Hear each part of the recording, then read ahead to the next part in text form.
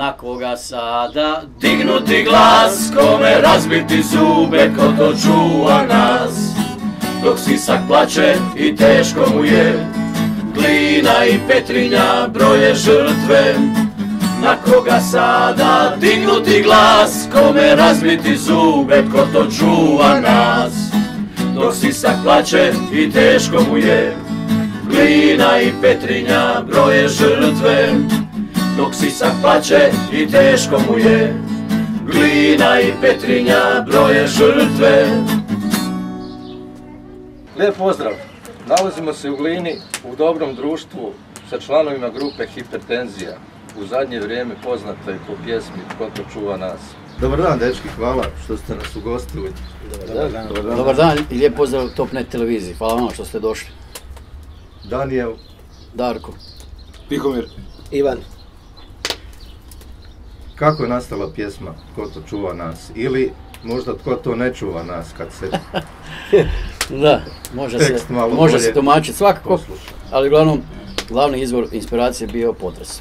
Znači, sam događaj taj, već nakon nekoliko dana je pjesma bila složena, ali nije to bilo realizirano, niti kome je bilo do pjevanja u to vrijeme.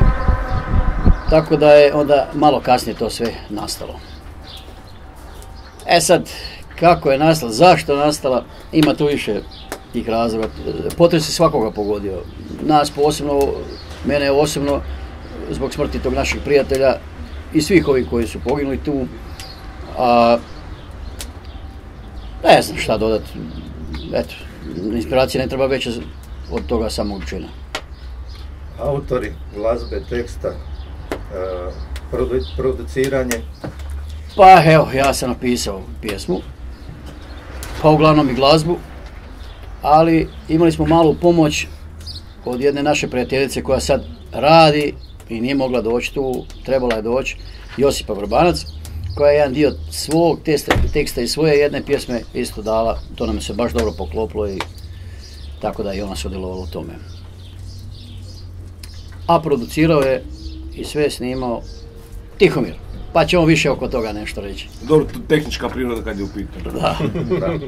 Hoćeš sad ili kasnije to reći? Ma kasnije, Da. Ja ću zadnji. Da. Dobro, pjesma se vrti na mnogim radio postajama, na nekim top listama je, gostovali ste na HTV-u, to jest Danijel je gostovao.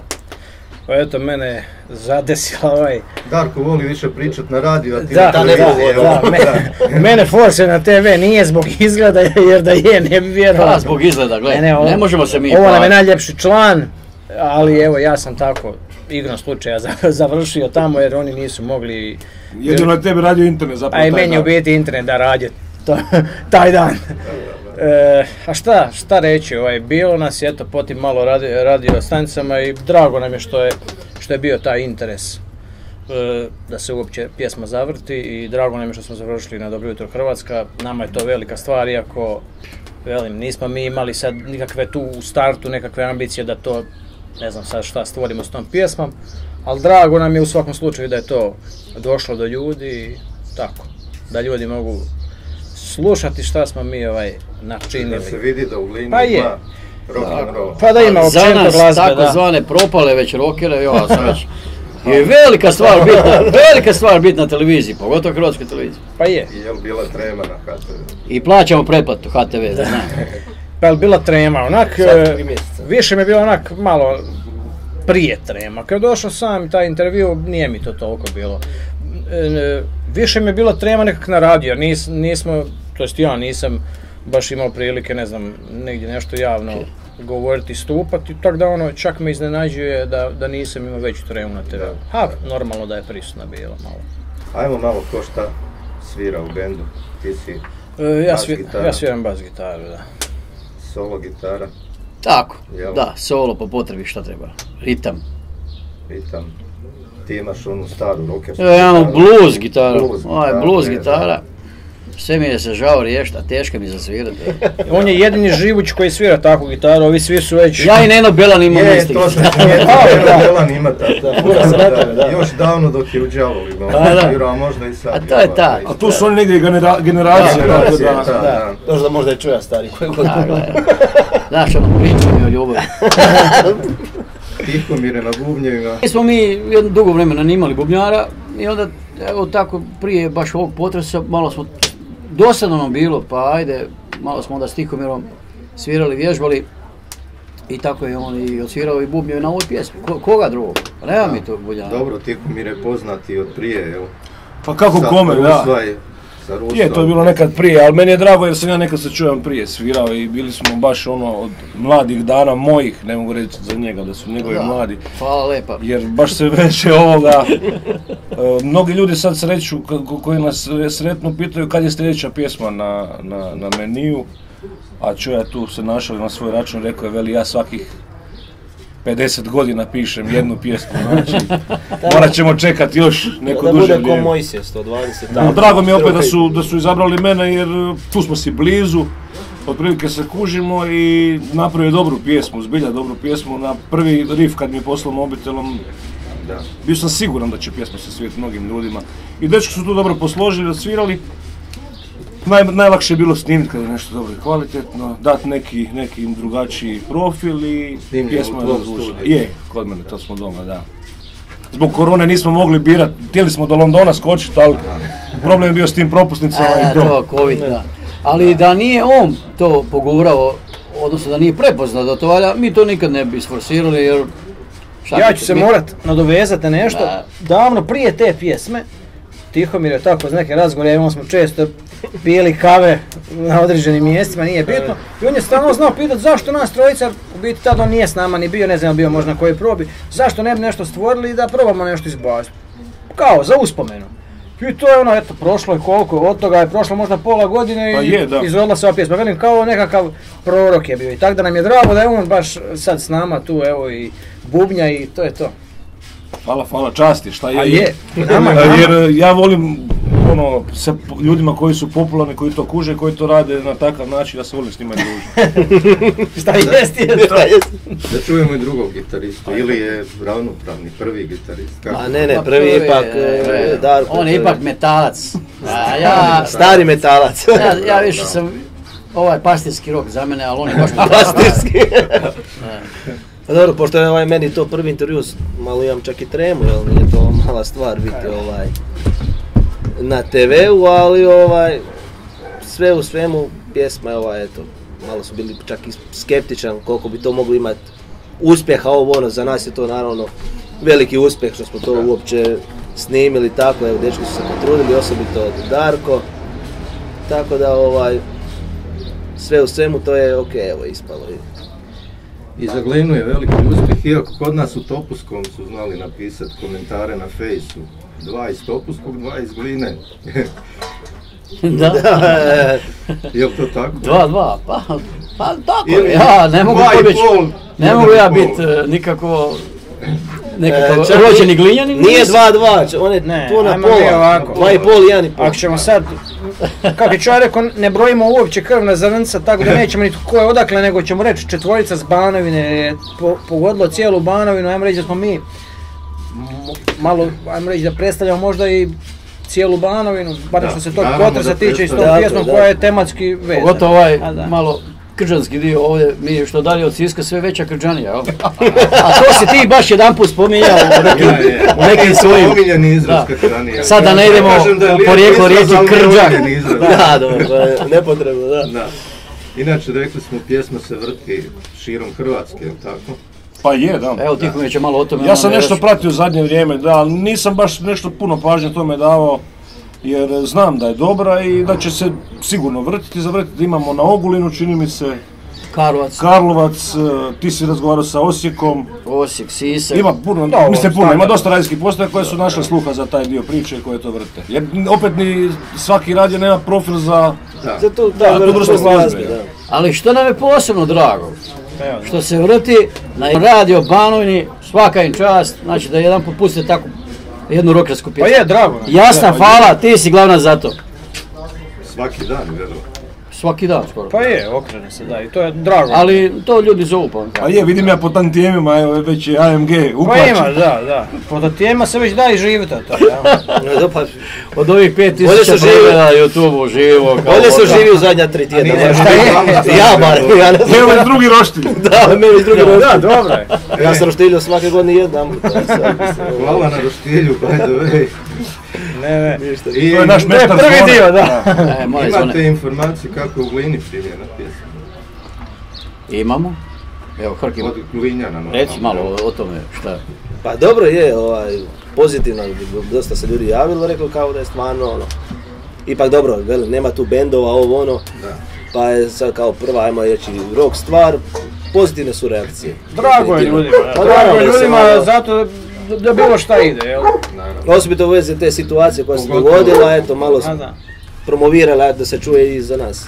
Inače, ja sam vas snimao kad je bio Thompson ovdje za Dan grada i meni se to onda vrlo svidjelo.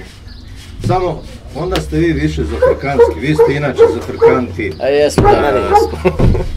duhoviti ljudi, međutim ova pjesma Tako je, da. nije za to. Nije, tu smo mi na radiju isto normalno to isto prezentirali na taj način, jesmo, većinom mi jesmo vedrog duha, Da. možda i prevedrog, ali da nije. Tematski pjesma i općenito ovaj događaj, ali treba se okrenuti pozitivnim stvarima i život Moramo ide dalje i gledati naprijed. tako. Ali kad govorimo o prihvaćanju pjesme, zbilja naši prijatelji svi, i na poslu, i ovako, i rodbina, pa i ljudi neki koji nismo ni znali da to slušaju. Evo, baš mi je jučer jedan čovjek tu gore u jednoj ulici veli, pa dečki, pa ko je onaj što svira bublje? Pa ja velim Markuli, pa jel on još uvijek svira? Da. Šta to treba, znaš ko je taj recimo? A on misli na njegov čaču, on misli na njegov čaču. Evo, isti su, nisu baš, ali ovo, ajde. Tata svira Ovo je stari bublje. 20 godina, neki 22 od mene. Tako da slušaju ljudi koji nisu to čuli. Evo danas isto na jednom OPG-u jedna gospođa je rekla, bravo, pjesma vam je odlična, takve pjesme trebate djelati. Ja ne daj Bože, takve stalno, Da. da Ne su bi bilo neke dobro. crnjaki, jel? Ali je takva kakva je. Uglavnom ljudima se svidla ta pjesma i sviđa se pjesma to, i vole je čut. Dok traje, nek traje. Da, ja sebe smatram dobrim poznavateljem rock glazbe i heavy metal i od malih nogu to slušam i u tome sam volim poslušati jače na liniju zvučnike. I meni je pjesma isto jako dobra. Prava rockerska pjesma, ja sam to i rekao, napisao sam čvrsti rock, tvrdi rock, to mi se posebno svidjelo. Tema je teška, ali Da. ipak je rock and roll, pravi.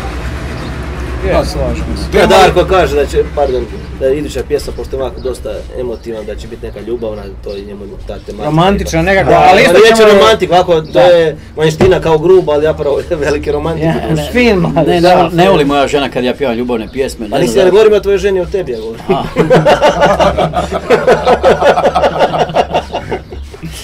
A napiši ti jednu ljubav. piše ljubavno i gotovo. Dobro, ajmo sad se vratiti na Ozbiljno. početak. Ajmo sad za ozbiljno. Kako je grupa nastala i zašto? Grupa Hipertenzija, da ponovimo opet, Hipertenzija iz Gline. Grupa Hipertenzija nastala je negdje početkom 2016. godine. Tu smo mi razmišljali malo, ajmo svirati šta ćemo bez veze, tako, nemamo mi nekog velikog posla, jel? Poljoprivreda, to se riješi brzo. Da. I onda smo nas tri, Ivan Vrba i ja i Denis je bio prvi bubnjar, smo se sastali i počeli nek sviruckat malo. I dobro to, nije to bilo loše. I evo ovom priliku se zahvaljujem i knjižnici Glina, odnosno gradu Glini, koji su nam ustupili prostor za vježbanje. Tada nije od nas još izgleda nikakvih bilo, ali bio je prostor slobodan i rekli su evo, svirajte tu. I onda nekakav nastup smo morali odraditi za Noć knjige, kratko.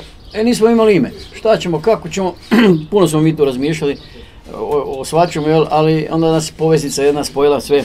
Mi smo svi u nekom vremenu ili smo imali visok tlak ili danas imamo i onda smo tako dali ime grupe Hipertenzija. Znači, što ga reka meštar, svi tlakaši. Da. Visoko to. Visoko Tlakaši, tlakaši. I dobro to zvučalo i malo onako još kad se izmjene slova, baš neko i rokerski, metalski.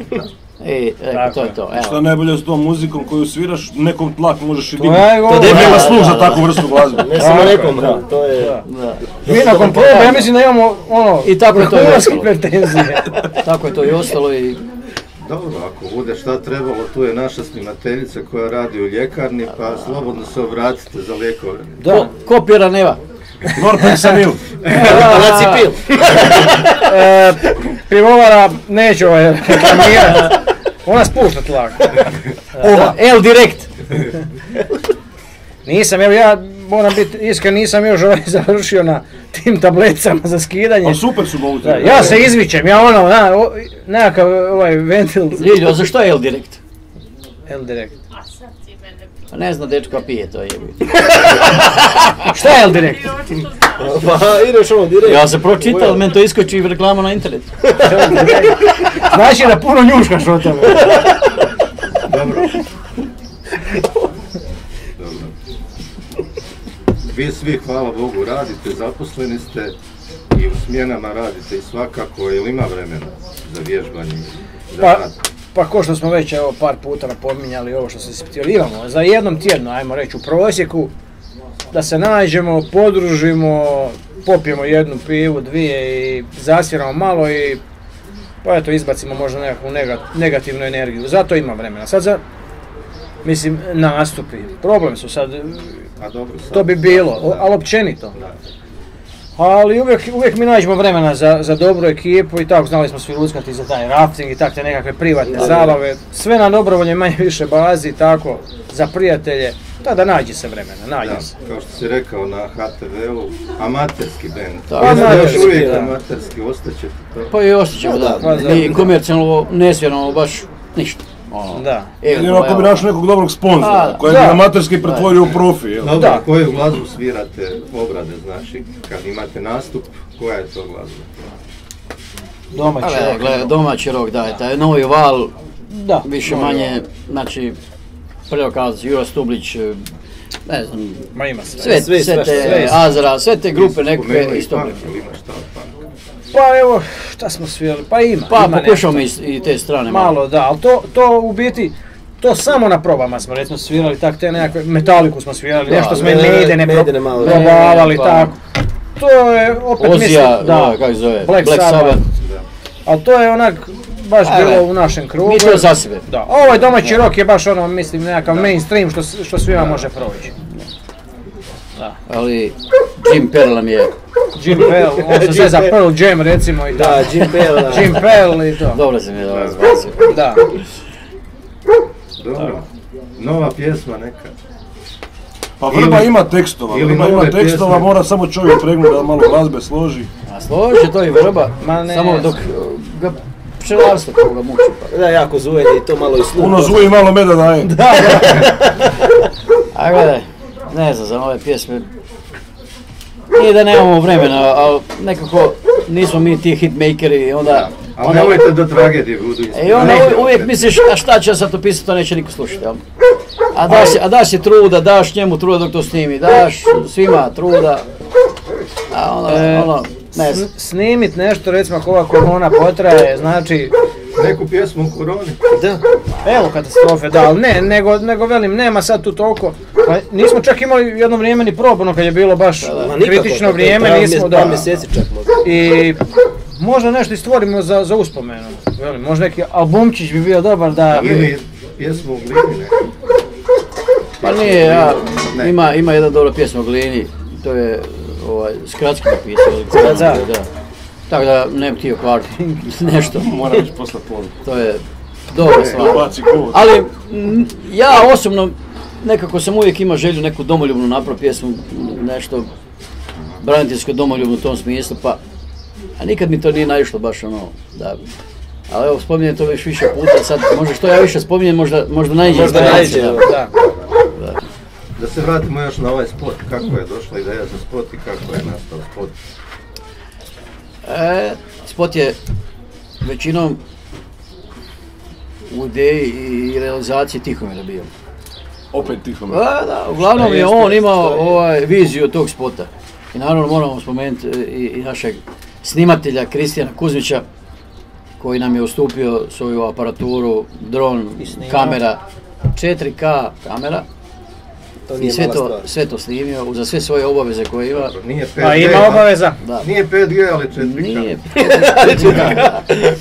I nešto oko tome više može Tihomir reći. Pa evo.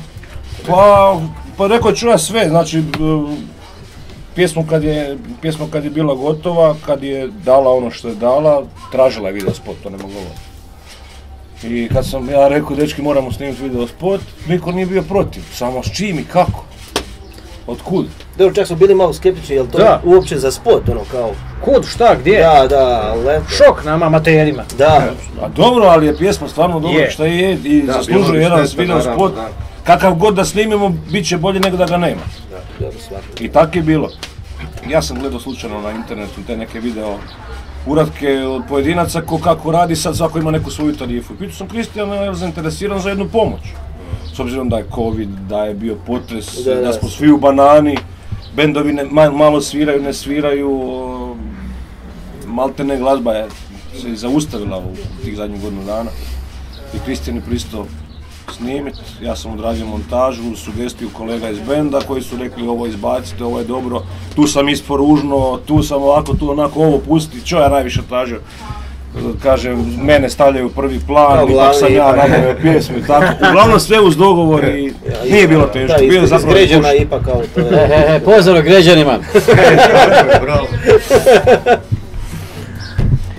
Nije bilo teško, jedan izazov koji ja zapravo nema velika iskustva u montažama video spotova, ali za nas 4... Koliko dugo sve traja? Sa roštiljem ili bez? Pa sa roštiljem. Pa sa roštiljem je to, još nije gotovo. Mi sad ovaj završili. Krenulo je 8 ujutro. Evo, jednom danu smo to uspjeli. Za jedan dan smo snimili, da. A montaža? To je montaža jedno 25 sati. S tim, opet naglasak, kako je Vrba rekao, nismo profić u tom poslu, pa...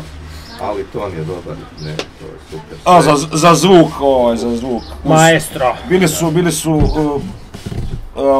dvojica koje bi ja spomenuo, mada to njima nije potrebno. Nisu kritičari, nego su tvorci glazbe, gdje su rekli na šta ovoga pripaziti, gdje, kako posložiti. I treći je koji je napisao komentar ispod spota, kako je napisao? Lijepo. Miroslav Rus, gdje ću iskoristiti ovu priliku pa ću ga pozdraviti. Znači, mišljenje jednog čovjeka koji je stvorio za sebe mnoge takve tipove i spotova i glazbe, i pjevače i bendove, koji je rekao da je lijepo. Vjerujem da nije rekao lijepo jer se mi poznamo, nego zbilja da je rekao svoje mišljenje. Da ne bi rekao bez... Da, i to baš da je on napisao iza svog imena i prezimena i hvala mu na tom, ali opet velim da Darko nije napisao tako dobru pjesmu, džaba svi tuđi superlativi koji nisu iskreni. Dobro, sve se poklopilo. Da. Znaš kako veli, ako nema šta lijepo za reći, nemoj ništa reći, tako da ja vjerujem svakom pozitivnom komentaru i ljudi što nas sretno, jel?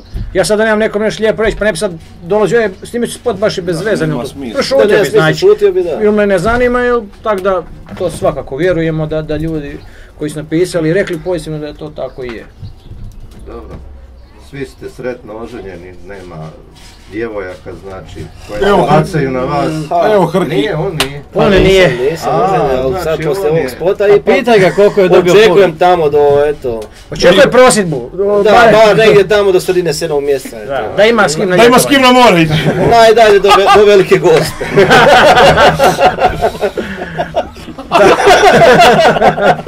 Tako da ponude svoje otvorene. Da. Evo, draga mama od Grkija, do Velike Gospe. Djevojka stiže. A mladi još? Evo da, ja sam ipak najmlađi ovdje. Da. Hoćemo još šta, ja mislim da je ovo dosta. Nemoj predugačko. Ovo je znači biografija.